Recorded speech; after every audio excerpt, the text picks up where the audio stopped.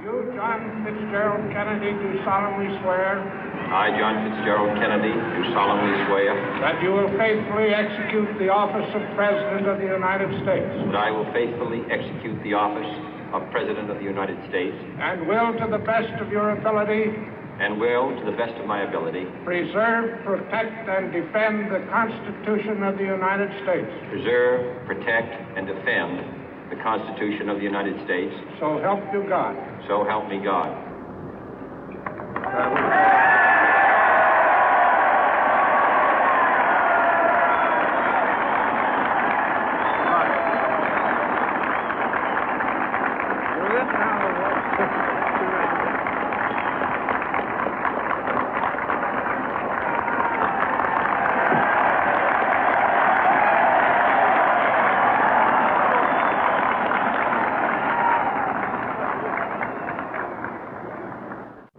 Vice President Johnson, Mr. Speaker, Mr. Chief Justice, President Eisenhower, Vice President Nixon, President Truman, Reverend clergy, fellow citizens. We observe today not a victory of party, but a celebration of freedom, symbolizing an end as well as a beginning, signifying renewal as well as change. For I have sworn before you and Almighty God the same solemn oath our forebears prescribed nearly a century and 3/4 ago. The world is very different now, for man holds in his mortal hands the power to abolish all forms of human poverty and all forms of human life. And yet the same revolutionary beliefs for which our forebears fought are still at issue around the globe. The belief that the rights of man come not from the generosity of the state, but from the hand of God. We dare not forget today that we are the heirs of that first revolution.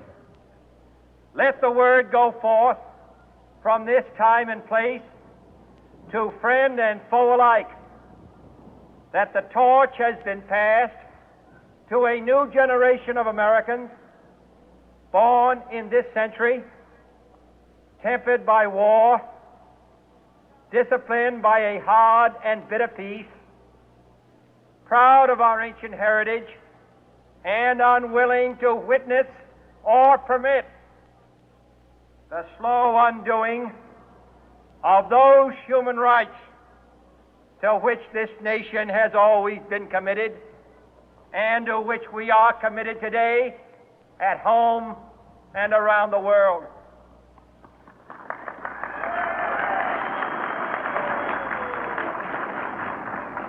Let every nation know, whether it wishes us well or ill, that we shall pay any price, bear any burden, meet any hardship, support any friend, oppose any foe to assure the survival and the success of liberty.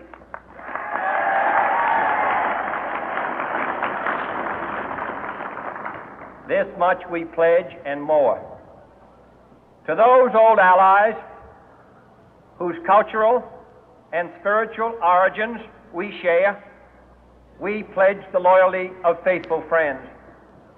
United, there is little we cannot do in a host of cooperative ventures. Divided, there is little we can do, for we dare not meet a powerful challenge at odds and split asunder. To those new states whom we welcome to the ranks of the free, we pledge our word that one form of colonial control shall not have passed away, merely to be replaced by a far more iron tyranny. We shall not always expect to find them supporting our view, but we shall always hope to find them strongly supporting their own freedom, and to remember that in the past, those who foolishly sought power by riding the back of the tiger ended up inside.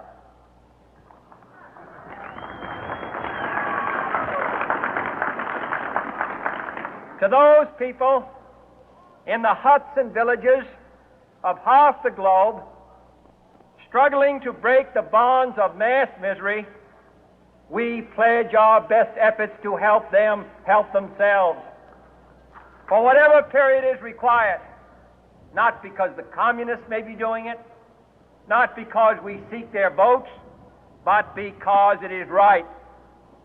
If a free society cannot help the many who are poor, it cannot save the few who are rich.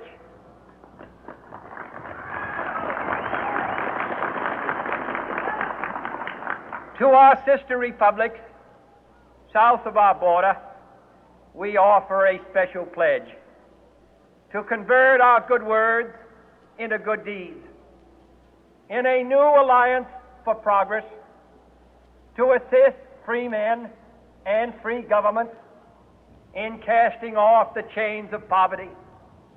But this peaceful revolution of hope cannot become the prey of hostile powers. Let all our neighbors know that we shall join with them to oppose aggression or subversion anywhere in the Americas. And let every other power know that this hemisphere intends to remain the master of its own house.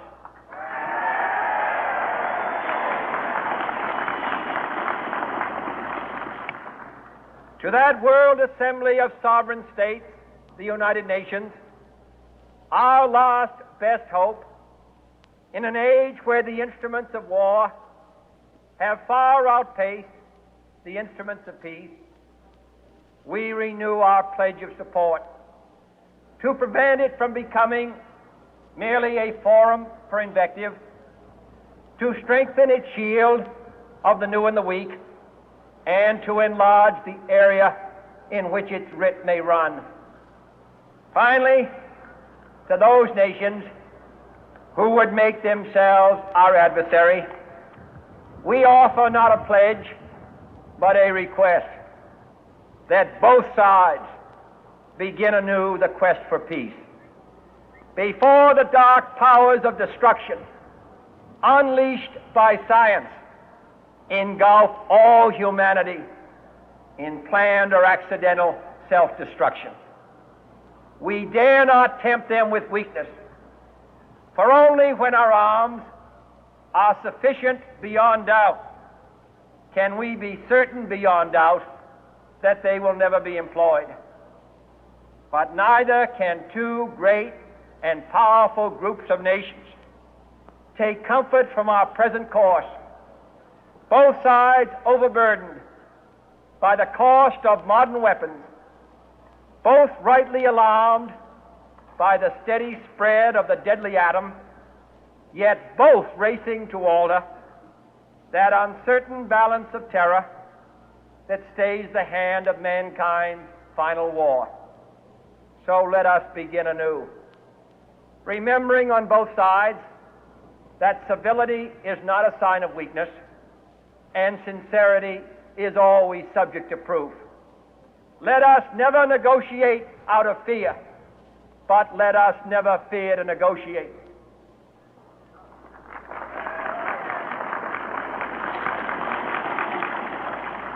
Let both sides explore what problems unite us, instead of belaboring those problems which divide us.